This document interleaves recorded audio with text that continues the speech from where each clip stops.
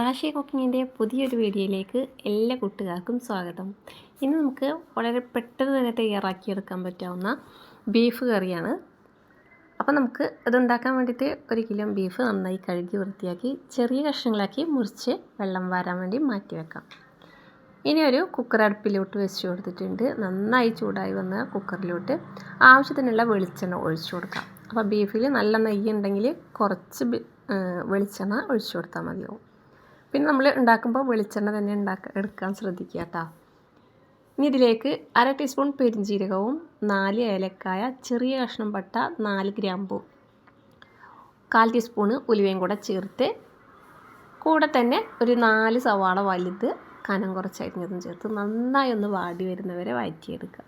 അപ്പോൾ നമ്മുടെ സവാള നന്നായി വാടി വരുമ്പോൾ നമുക്കിതാ ഒരു വലിയ തുടം വെളുത്തുള്ളി, അപ്പോൾ ടീസ്പൂൺ കണക്കല്ല, ഒരു വലിയ തുട, ഒരു 10-20 അല്ലി വെളുത്തുള്ളി വരും. അതും ഒരു വലിയ കഷ്ണം ഇഞ്ചി, എരിവിനനുസരിച്ചിട്ടുള്ള പച്ചമുളകും കൂടെ ചതച്ചെടുത്തത്. ഇതും കൂടെ മൂത്ത് വരുന്ന സമയം നമുക്ക് ഒരു വലിയ തക്കാളി, 1-2 തക്കാളി ചേർക്കുക. ഞാൻ സാധാരണ ഇറച്ചിയിലൊക്കെ തക്കാളി കുറവാണ് ചേർക്കാറ്. ഇനി ഇതിലേക്ക് നമുക്ക് ആവശ്യത്തിനുള്ള ഗരം മസാല, മഞ്ഞൾപ്പൊടി, മുളക് പൊടി, മല്ലിപ്പൊടി ഇതെല്ലാം കൂടെ ചേർത്ത് കൊടുക്കുക. അപ്പോൾ എരിവ് കൂടുതലുള്ള മുളക് പൊടിയാണെങ്കിൽ കുറച്ച് കാശ്മീരി മുളക് പൊടിയും കൂടെ ചേർക്കുമ്പോൾ നമുക്ക് കറിക്കൊരിത്തിരി കളർ കിട്ടും കേട്ടോ.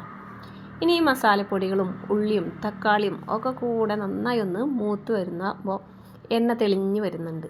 ഈ സമയം നമുക്ക് ഇറച്ചി ചേർത്ത് കൊടുക്കാം. അപ്പോൾ ഇറച്ചി നന്നായി കഴുകി വെള്ളം വാരാൻ മാറ്റി വെച്ചതാണ്. ഇനി നമുക്ക് ഇറച്ചിയിൽ പ്രത്യേകിച്ച് വെള്ളമൊന്നും ഒഴിച്ചു കൊടുക്കേണ്ട ആവശ്യമില്ല. നമുക്ക് ഇറച്ചിയുടെ ഒപ്പം കറിയാണ് വേണ്ടതെങ്കിൽ ഈ ഇറച്ചിയിൽ വെള്ളമൊന്നും ഒഴിച്ചു കൊടുക്കണ്ട. അതല്ലെങ്കിൽ നമുക്ക് കുറച്ചൊരു 1/4 ഗ്ലാസ് വെള്ളം ഒഴിച്ചു കൊടുത്താൽ മതിയാവും. അടുപ്പിൽ വേവിക്കുമ്പോഴാണ് ഇറച്ചിയുടെ മുകളിലോട്ടായിട്ടുള്ള രീതിക്ക് വെള്ളം ഒഴിച്ചു കൊടുത്തിട്ട് വേവിച്ചെടുക്കേണ്ട.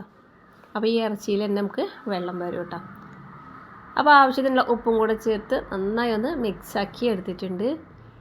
ഇനി നമുക്ക് ഈ ഇറച്ചി ഒരു നമ്മുടെ കുക്കറിൻ്റെ ചൂടിനനുസരിച്ചിട്ട്, അപ്പോൾ ചിലത് 5 വിസിൽ മുതൽക്ക് ഒരു 8 വിസിൽ വിളിക്കുന്ന വരെ നമുക്ക് വെയിറ്റ് ചെയ്യാം.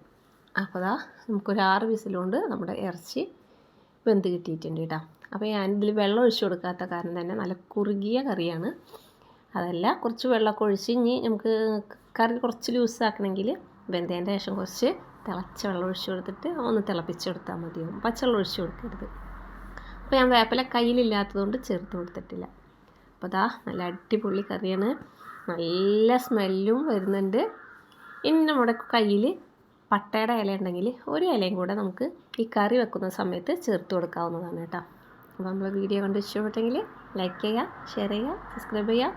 ഇൻഷാ അല്ലാഹ് പുതിയ നല്ലൊരു വീഡിയോയുമായി വരുന്നവരേക്കും എല്ലാവർക്കും അസ്സലാമു അലൈക്കും.